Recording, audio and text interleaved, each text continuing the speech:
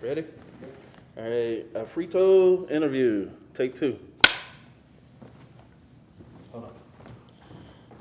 She gonna fight you, it's a free go. Huh? She gonna fight you, it's a free go. Wait, now I'm confused. What is? Tell them your name. My name is Alfredo. Alfredo. Yes, Alfredo. But he keeps saying Alfredo. Right. Alfredo. Alfredo. He gonna end up. She's a chip or something.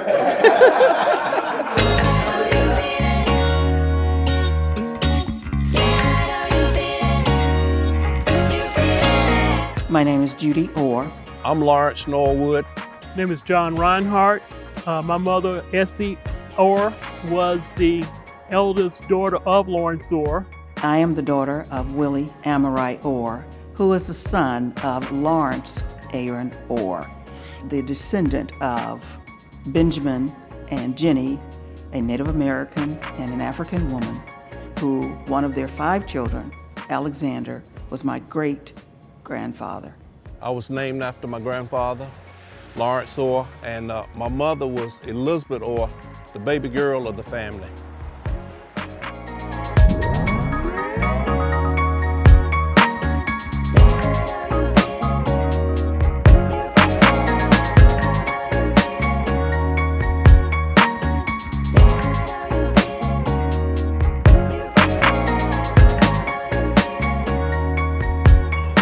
Welcome to St. Paul Presbyterian Church in Charlotte, North Carolina.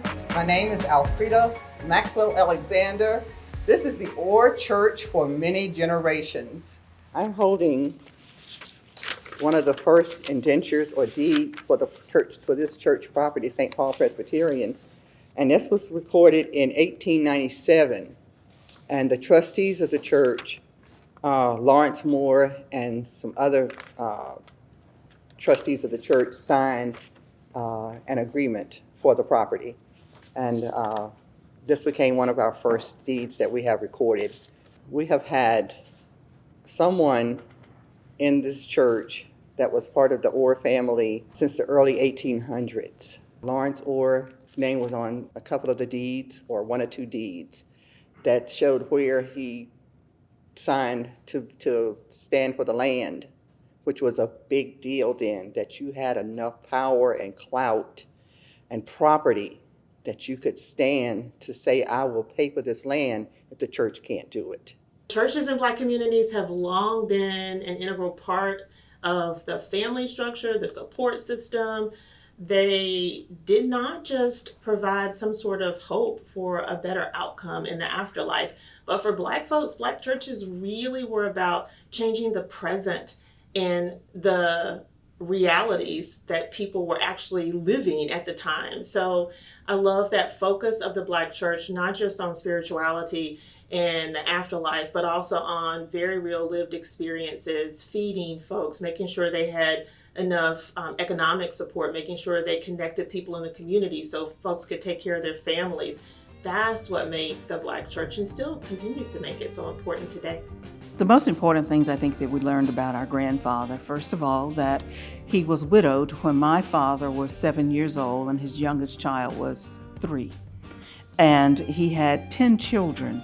1 child died, and he raised 9 children as a single parent, a single man, during his time, and was able to establish several schools, because he felt the importance of education was the one liberation that we had.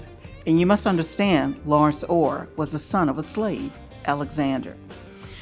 The other thing about my grandfather was he valued not only education, but most of all his faith.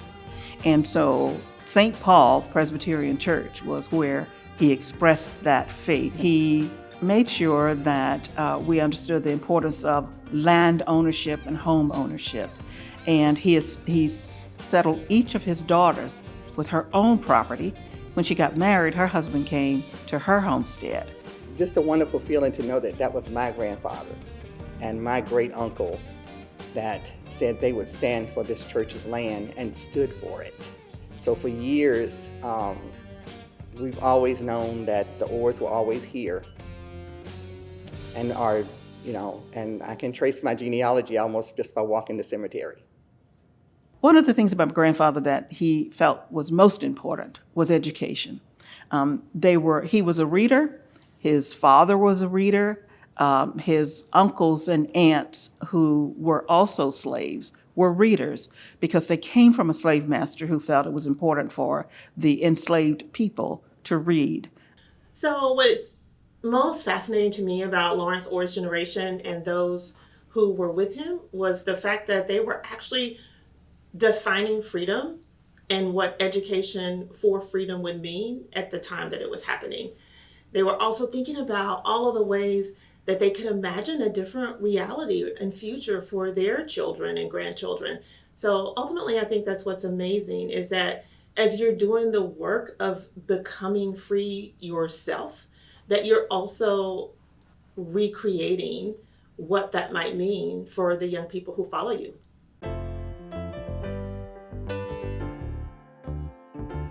Now, the Brotherhood was a group of men, the way I understand it, that got together and decided to do all they could to make the Black community stronger. My grandfather, Lawrence Orr, helped to purchase land with the help of his sons. My father was one of those main contributors.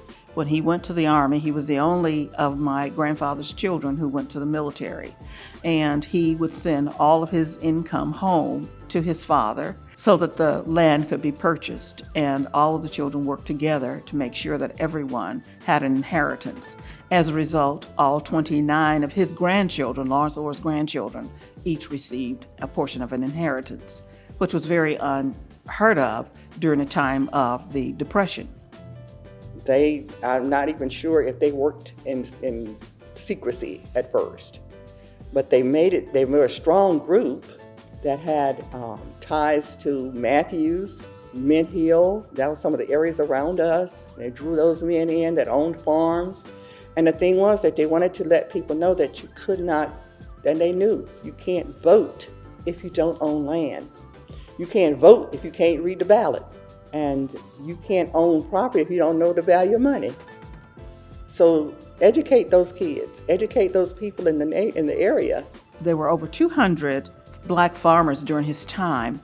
However, during that Depression era, only about 90 of those maintained their property, and he was one of those 90.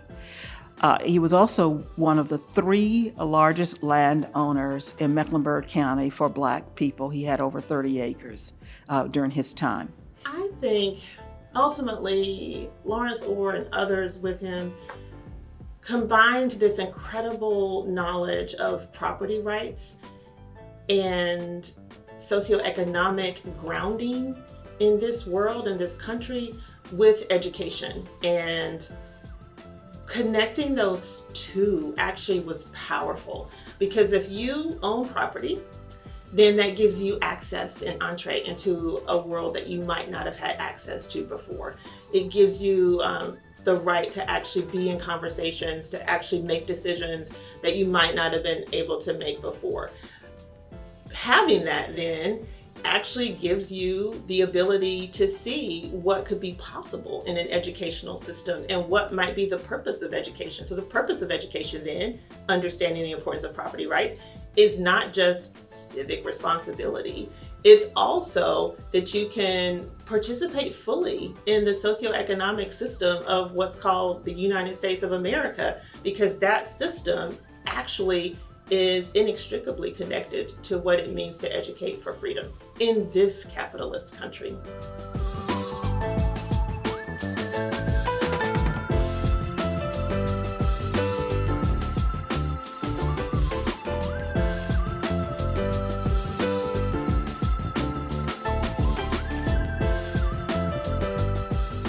I'm Monique Davis, the proud principal of J.H. Gunn Elementary School.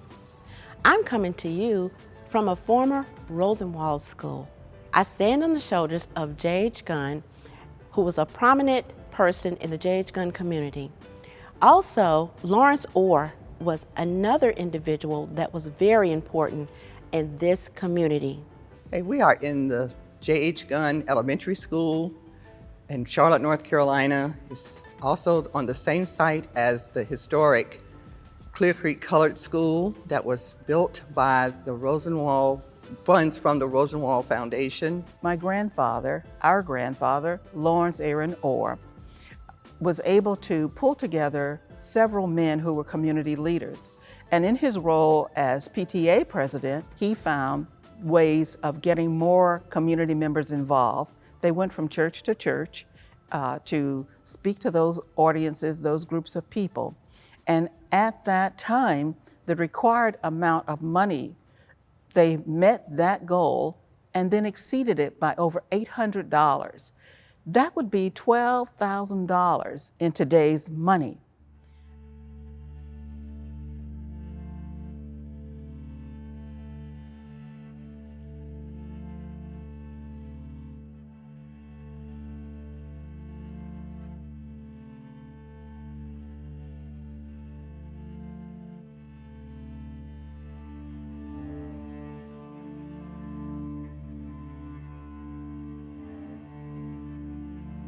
The 4 schools that I recall that were established during that time were J.H. Gunn.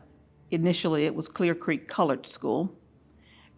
We all attended that school as children, his grandchildren, except for 3 of them, and that would have been the Vaughns who lived in Philadelphia. The other schools were Torrance Lytle, Plato Price, and Sterling. Each of those communities had their schools established with the help of my grandfather, those community members, and other Presbyterian churches. It saddens us when we see part of our heritage disappear. The old school was torn down to make room for the new school, J.H. Gunn. And if all of that history disappears, we have nothing left to take our kids back to, our grandkids back to say, this is how it was. This is where I was. This is where your great-grandfather was. The community felt that need so much that when they started to tear down the old new school, as we called it, they petitioned and fought and argued to preserve just this gymnasium for community use. You know, when I think about we used to have the maypole out in front of the old building, and we'd have May Day. And it was a big thing because we would come down. I was in the 5th grade. I was in Miss Joyce Finch's classroom. And she was forever gonna be my most favorite teacher I have ever had.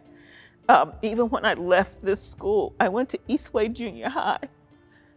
I was one of 5 black kids in that school, and there were over 1,000 white kids, and they would call us names and scream out the window of the buses that when they were being transported away. And I went there with 4 of my cousins.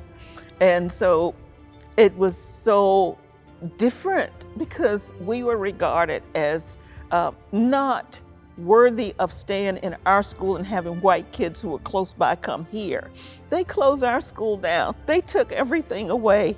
They took away, my parents went to school in that building. And so much of our lives were tied up with that. Every one of my cousins who went up to 5th grade and then went on to high school, they went through that building too. That was really part of who we were. And so when you think about what we've lost and what we're continuing to lose, and white people are telling our story based upon their impressions and the few people they know, our stories need to come from us. So I think that it's important that people realize that this is not just a building. It was far more. It was about a history. It was about a place that reminded us that we are 2 generations from slavery, from enslavement, and people whose parents had been enslaved helped to get us started with an education. When we had our family reunion in Charlotte, North Carolina at the Hilton Hotel, we took a poll and had people to fill out forms. And over 200 universities were represented by those family members. That's saying a lot. Many of the children in our families now, I'll be 70 years old in March next month, but many of the children in our family are third and fourth generation college educated, or their parents have attended college. That reflects his value for education that has continued.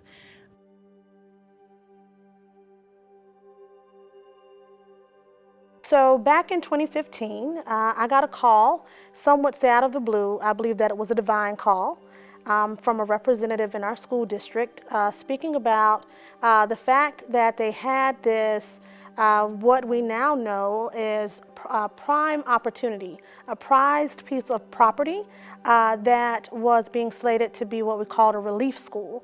I moved over to the Hickory Grove area, which really is what it was called when I came, the Hickory Grove Relief School back in March of 2015. And I was given the awesome opportunity, the awesome charge to name this unnamed school, the Hickory Grove Relief School. And what I found was that there was truly an unsung hero amongst us. As I was digging into the archives, I came across a letter, sort of a petition, if you will, by the gentleman of the name of Mr. Alfonso Maxwell, God rest his soul, truly an unsung hero himself, in which he was petitioning a board here in Mecklenburg County to name the birthplace, the homestead of Mr. Lawrence Orr, a historical site, to make sure that it was preserved, to make sure that Mr. Orr would get the honor and the recognition that he deserved based upon the powerful statesman that he was in his own right. And so one Sunday after church, I boarded my little girls up, came to East Charlotte, and knocked on Mr. Alfonso's door. And lo and behold, I knew that I was called to be a blessing to the nations, but what I did not know is that my own life would change forever after being in the presence of such a great man, a hero. Mr. Alfonso and I, and his beautiful wife and my daughters, we spent the afternoon together looking through old artifacts, looking through, the family tree, and I literally sat at the feet of a general that afternoon and learned the history of Mr. Lawrence Orr and how he too had a call, the same voice that called unto me to be a martyr, a fruitful martyr, for children who looked like me, who looked like him. And so I knew at that point, I said, that's it. And I knew that my next mission would be to not just help the family to restore the name of Mr. Lawrence Orr, but to excavate, if you will, this man's voice from the ground, and to make sure that every single thing that he fought for in years past, that it came to full fruition.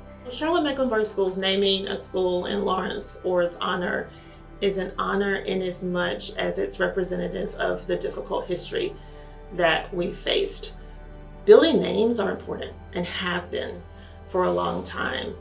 The fact that it took that long to get a building named after Lawrence Orr or any African Americans is the troubling reality that we continue to face. But having said that, Black people have long been a people of joy and resilience despite the incredible trauma that we faced. And so we understand and we live in that complicated dichotomy between, we know it should not have taken this long, but we also can honor the fact that we're here and the building is named. And it stands as a testament to a life well lived. The first day that we came to the school just to see it, what an awesome, awesome feeling to walk on the campus where slaves had walked already. And here we were with our grandfather's name added to the building. Wondrous, wondrous time. Just joy, unspeakable joy. Proud and outstanding amazement that this man who had started from such humble beginnings had just had a school named after him. And the only thing that bothered me so much was that neither one of his children was alive to see it. There are times when I wish that I could sit down with him and just have a conversation. and tell him about some of the things that are going on now and how children are still learning and how proud you should be of the legacy that he started. And we had a program that opened the school where they said, I don't feel no ways tired. I've come too far from where I've started from. And Ms. Vaught fought hard. She came and visited. You know, she talked to Alfonso to get things done. And I no longer had to go drive him downtown to research history.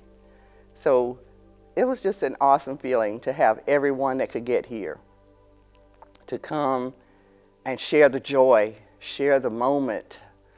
We won't get that feeling ever again. You know, it's really wonderful to still be sitting here at the old home site that grandfather built the house in 1923, and it stood up until last year, and we had to tear it down, and it wasn't an easy job to do because it was sitting on a rock foundation. It didn't look like it was tough to bring down, but it was, and you know, and I can't even imagine how his kids felt because he had 13 acres of land and they were having to farm it. And all the things about going down to the creek and getting water and out the well and stuff like that, you know, that's hard to imagine, you know. And I guess where he really emphasized them was to keep the land and hold on to the land for as long as they could. And you know, and I guess that's why we all the ones of us who still live on the land feel real great about where we live. And I really have never wanted to live anywhere else. Well, I can still recall getting the water from a pump. Right? Never had in the house, never any running water, bathroom fixtures or anything like that. It was great though. I mean, it still is if we could hold it together. You know, he instilled in his kids to stick together, and all of them stuck together. They used to actually talk to each other every morning. You know, and we asked them, why did y'all have to talk to each other every morning? They start by like 4 o'clock in the morning. 4 o'clock in the morning, then and they get get to speak to each other. Then they get the newspaper ads and look and see who's got chickens on sale. Yeah, and they would. They were well about hoarding up some food. That was a big issue with them. He made sure that he divided up all of his land equal with all 10 of his kids. Well, one of them died before he divided it up, but the other 9, and that was his son Angie. I think he died with pneumonia. Okay. You know, but the rest of them he divided up equal, and all of them had a piece of land. Now times have changed, and people are trying to get you for your land. If you don't pay your taxes, get you for your land. If you anything you do, you know, if it don't even look the way they think it should look, they're trying to get it, you know. But so it's a big thing to try to hold on to it.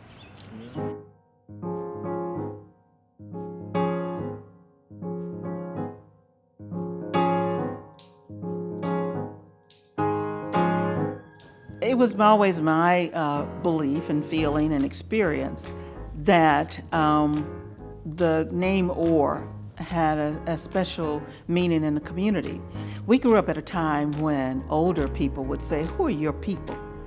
And so if they knew who your people were, they had a certain expectation of you. The teachers in your school knew your older cousins, and so they knew that you came from a family that expected you to behave and to be a good student. And I really feel that that was a thing that contributed very much to my grandfather's grandchildren in terms of their achievements. And as they raise their own families, it's still reflected to this day. That's an honor. This man was so respected by blacks and whites that it just makes you feel so humble and so good to know that you're walking in those footsteps. And I want my children, my grandchildren now, to understand what a tribute that is and what an honor it is. I think because he was such a God-fearing man in everything that he did it to the glory of God. And to say that you were honoring God by making sure that your children were walking in a just path and that you were doing everything you could to make sure that they were educated and educated in a good manner. You wanted the best for them. And I think that his faith, God, if he had not had faith, I don't think any of this would have happened. You had to have faith back then that God was going to see you through. And he had that kind of faith, I do believe. And so when they tell me that, yeah, you want a Lawrence Orr's grandchildren or whatever, that's an honor. We're standing here at the old home site of Lawrence Orr, where he built his home for his 10 kids. And it stood for a long time. It was built in 1923, we believe, and it was just torn down last year in 2021. But we needed to have something to remember him by, so we decided to take the old chimney and put a plat on it, and we're gonna put benches around the chimney, and we're gonna use these same rocks that held his house up, and that'll be something that we can always remember our grandfather by.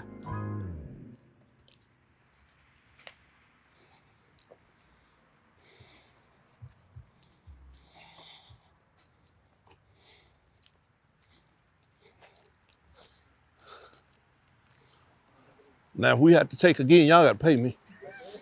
Y'all gotta pay me.